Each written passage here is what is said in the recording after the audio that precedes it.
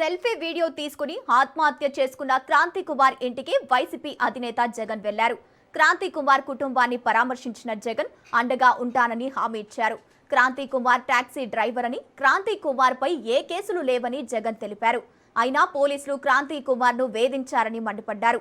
పోలీసులు టార్చర్ చేస్తున్నారని, క్రాంతి కుమార్ మరణ వాగ్మూలం ఇచ్చిన చర్యలు తీసుకోలేదని మండిపడ్డారు. క్రాంతి కుమార్ కుటుంబానికి అన్ని విధాలుగా అండగా ఉంటానన్నారు జగన్.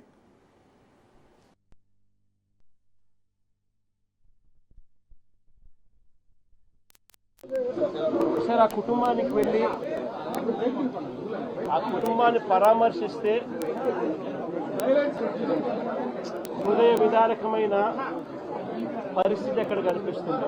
అన్న ఆ బాబు వాళ్ళ నాన్న, ఆ బాబు బ్యాక్గ్రౌండ్ ఒకసారి గమనిస్తే వీళ్ళ పిల్లలు, ముగ్గురు పిల్లలు, వీళ్ళ పరిస్థితి గమనిస్తే అందరూ కూడా ఆ చిన్న ఇంట్లో అందరూ కలిసి ఉండే పరిస్థితి. అటువంటి పేదరికంలో బ్రతుకుతా ఉన్న వీళ్ళను ఈ వ్యవస్థ ఎలా చిన్నాభిన్నం చేసింది అన్నదానికి నిదర్శనం.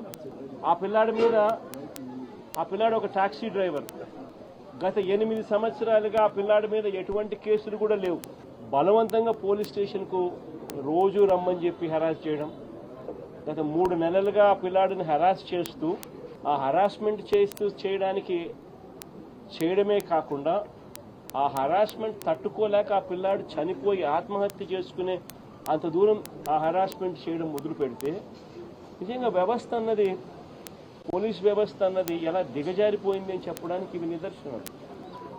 హార్డ్లీ 40 years, 40 ఏళ్ళు కూడా ఆ పిల్లాడికి లేవు. ఎందుకు స్టేషన్కి పిలిపిస్తా ఉన్నారు? ఎలాంటి కేసులు కూడా లేవు. కేసులు ఆల్రెడీ పాతవి కొట్టేశారు, చిన్న చిత్కా కేసులు. 8 సంవత్సరానికి ఎటువంటి చిన్న చిత్కా కేసు కూడా లేదు. టాక్సీ దోలుకునే వ్యక్తిని ఎందుకు పిలిపించినారు?